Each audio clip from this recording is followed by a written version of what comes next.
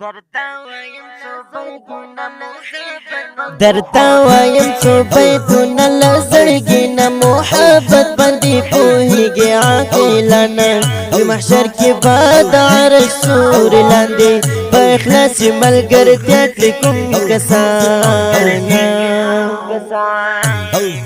درتا وایم څو بیتونه لزړګي نه محبت باندې پوهیږي عاقلانه د محشر کې بعد عرش سور لاندې په اخلاص ملګرتیا کړي کوم کسان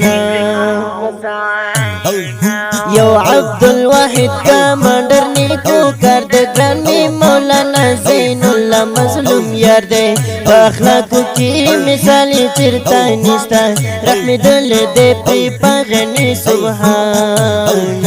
یو عبدالواحد کمانډر نیکو کار د ګراني مولانا زین الله مظلوم یار دی په اخلاقو کې مثالي چیرته نشته رحمېدل دی پرې په غني سبحان درتا وایم څو بیتونه لزړګي نه محبت باندې پوهیږي عاقلانه د محشر کې بعد عرش سور لاندې په اخلاص ملګرتیا کړي کوم کسان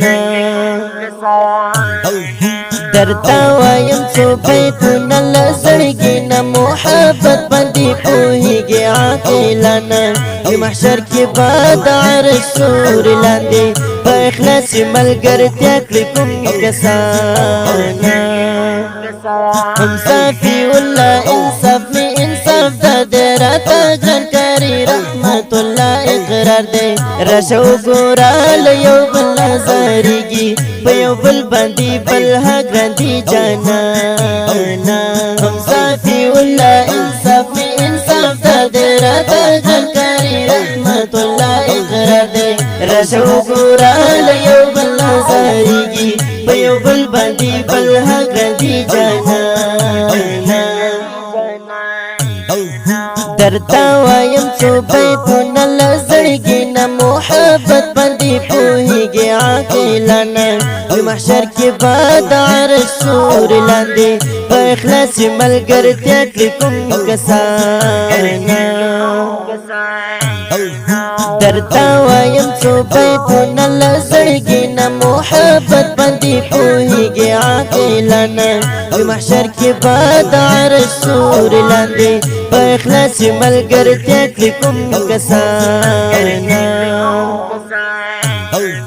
د مخلص محمود الحسن یا علم ګل ولی همدر کریم غنچا فما تر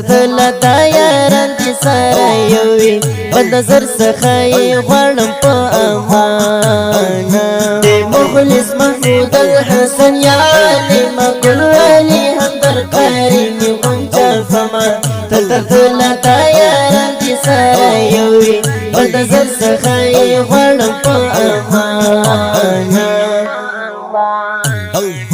درتا وایم څو بیتونه لزړګي نه محبت باندې پوهیږي عاقلانه د محشر کې بعد عرش سور لاندې په اخلاص ملګرتیا کړي کوم کسان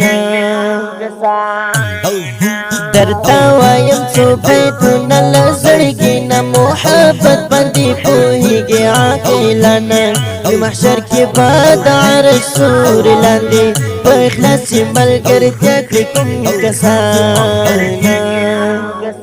ګران قاری صابر هم درد می خوش آواز دی محمد عارف تنها می سرفراز دی ګران عبدالکریم صادق د مرګي هرشا مسرور استایل ګلونه د بستانا ګران قاری صابر هم درد می خوش آواز دی محمد عارف تنها می سرفراز دی ګران عبدالکریم صادق د مرګي هرشا مسرور استایل ګلونه د بستانا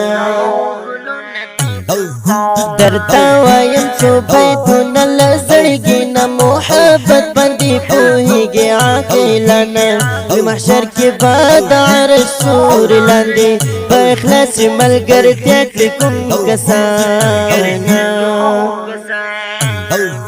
درتا وایم څو بیتونه لزړګي نه محبت باندې پوهیږي عاقلانه د محشر کې بعد رسول لاندې په اخلاص ملګرتیا کړي کوم کسان